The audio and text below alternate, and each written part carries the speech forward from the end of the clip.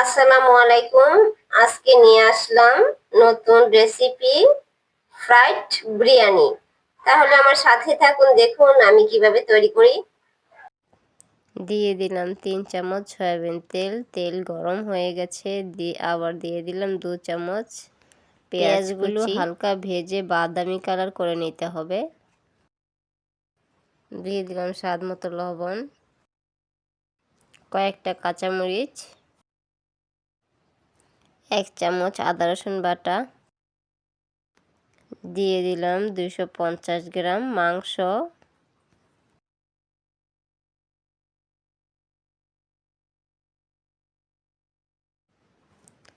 Half packet বিরিয়ানির মশলা, অল্প পরিমাণ পানি দিলাম মাংস কষানোর জন্য। মাংস কষানো হয়ে এসেছে প্রায়। দিয়ে দিলাম হাফ বাটি মটরশুঁটি, ছোট একটা গাজর কুচি, একটা আলু কুচি, কিছু অংশ বাঁধাকপি কুচি দিয়ে দিলাম, কয়েক খণ্ড পেঁয়াজ ফুলকুচি দিয়ে দিলাম। এখন সবগুলো উপকরণ একসাথে মিশ্রণ করে নিতে হবে। আলাদা আরেকটি পাত্রের মধ্যে দিয়ে দিলাম 3 চামচ সয়াবিন তেল। তেল প্রায় গরম হয়ে এসেছে। দিয়ে দিলাম হাফ বাটি পেঁয়াজ কুচি, স্বাদ মতো লবণ, গরম মশলা দিয়ে দিলাম, কয়েকটা কাঁচামরিচ,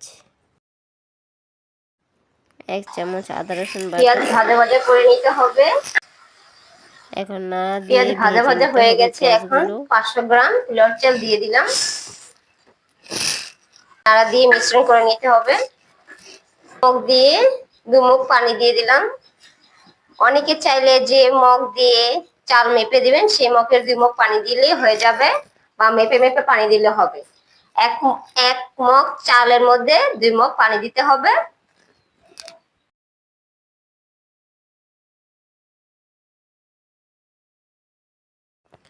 কষানো মাংসের মধ্যে পোলাও চালগুলো দিয়ে দিলাম। বাহ, দেখতে কি সুন্দর হয়েছে সাদা রাইস। এখন মাংসগুলো আর রাইসগুলো একসাথে মিশ্রণ করে নিতে হবে। তো বিরিয়ানি রান্না হয়ে গেছে। এখন ছোট ছোট বাটির মধ্যে এইভাবে পরিবেশনের জন্য বাটি বেড়ে আস্তে নিতে আস্তে হবে। আস্তে আস্তে ঘুরিয়ে উঠিয়ে নিতে হবে।